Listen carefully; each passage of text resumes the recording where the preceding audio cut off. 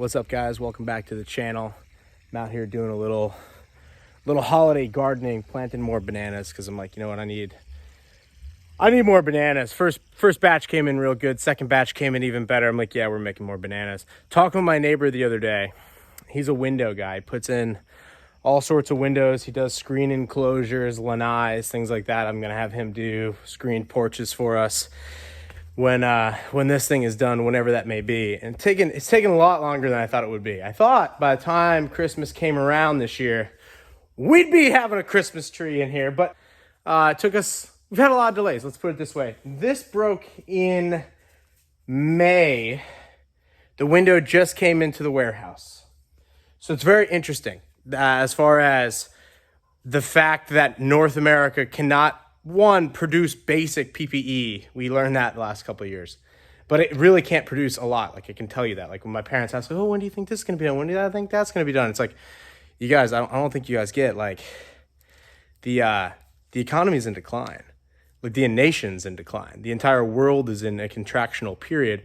And when I was talking with my buddy Josh about the windows, was his business. He does a lot of high-end stuff, super high-end waterfront properties. I mean, big stuff. And he's like, Trav, I can't get these windows in. I literally ordered them like 6 months, 9 months ago.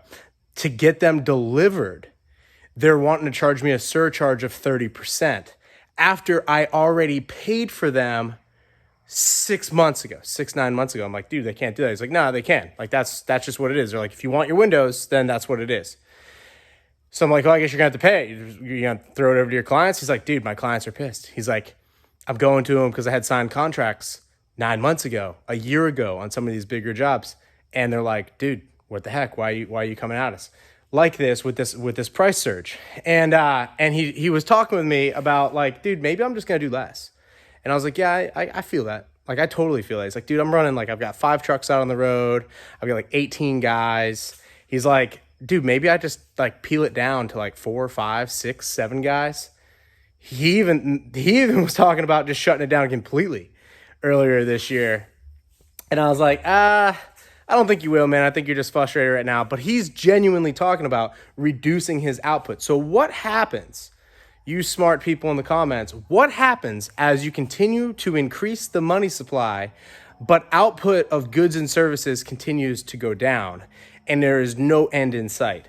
This is where I think a lot of people are not calculating where this is going. This is gonna get deep and this is gonna get gooey. But first, we see crack up boom. So what happens is you have inflating prices. Prices are going up. Business is going crazy. People are like, oh man, I better get those windows now. Oh, Josh, you better get out here, man. Get my lanai in now. You know, I want my screen in now. I got to get my aluminum now. I got to get my concrete now. So there's this crack up boom, right? It's like, oh man, there's no machines in stock. Better pay whatever price for that. Like, you know, like, oh, there's no air filters for them. Psych. But like, for real, I mean, there's no rental machines. I've got a couple projects coming up. I needed a skid just to catch up. I was just trying to catch up before the holidays here. So I call up United. I call up Sunbelt. And they're like, hey, I need a skid. They're like, dude, we don't have them. Like, no. Like, I needed just a track skid. I could do open cab. I could do wheels. I could do wheels. I don't want to, but I could do wheels. They're like, no. Like, we don't have a skid loader, period. And I'm like, well, like, can I get one like after Christmas? And they're like, no. Like, we don't have any, like, I can't guarantee you anything through January, through February, guaranteed. And I was like, that's weird. And they can't order in new ones because they're short supply. And the guys that have them out, instead of just keeping them on a weekly rental or, you know, whatever, a monthly rental, they've just decided to keep them. So they've just got them on out. So the guy, my sales rep there was like, dude, I've got customers that said they were going to have it out for a month or have it out for 2 weeks, and they just hadn't returned it. They're just like, nah, just keep charging us. So they're just keeping it. So what's crazy is, like, guys are like hoarding machines, right? So I go to my customers and I'm like, price of land clearing's going up, right? And everybody obviously is rushing to Florida, which is it's going to end very, very bad. It's a bad idea for everyone to rush to Florida because we can't feed all these people. And we just got people coming in, and we're not guarding the borders in a way. Like, why are we allowing people from California just to pour into the state? People from New York just to pour into the state? People from Canada just to pour into the state? And it's like, look, not anti-Canada, New York, or Californians, but I don't really want them coming here at zero cost, because they're fleeing their crappy situation that they caused. I don't care what side of the aisle they're on. You've been there for the last decade or two. You're part of that problem.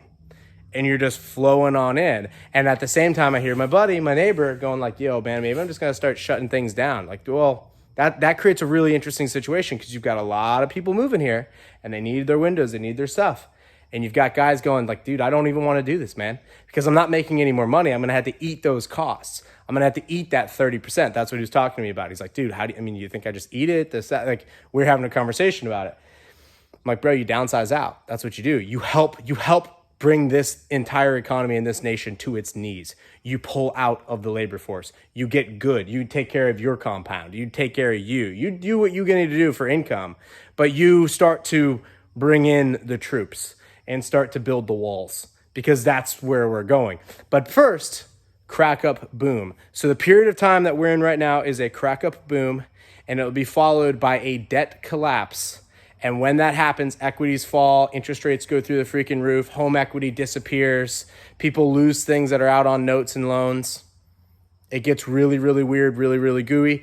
The political elites will probably print like you've never seen before. You think $10 trillion or something? Add a zero. And I'm not kidding. Between now and 2030, they have obligations of printing $180 billion just for Social Security and just for the programs that they've promised. So they're going to print even more than that. So ultimately, what have they chosen to do? They've chosen to sacrifice the currency. It's not going to happen overnight. These things with world reserve currencies typically happen very slowly and then all at once. And you can look at the Dutch, you can look at the Brits, and now the Americans. The American dollar it'll be funny looking back at this. 10 years from now, 15 years from now, it will be very funny to look back at this. And before they do that, I'm sure they will bring out FedCoin and a whole bunch of other things for other videos. But thank you for being here, guys. Thank you for subscribing. And thank you for helping this channel just go boom, because it's really been on fire the last few months here, and I appreciate you guys being here. I'll keep bringing you this content on the daily, and maybe this year, maybe 2 or 3 times a day. We'll see. I've got to get this studio up here done for that to really, really happen. But it'd be sweet to be able to do that. Peace.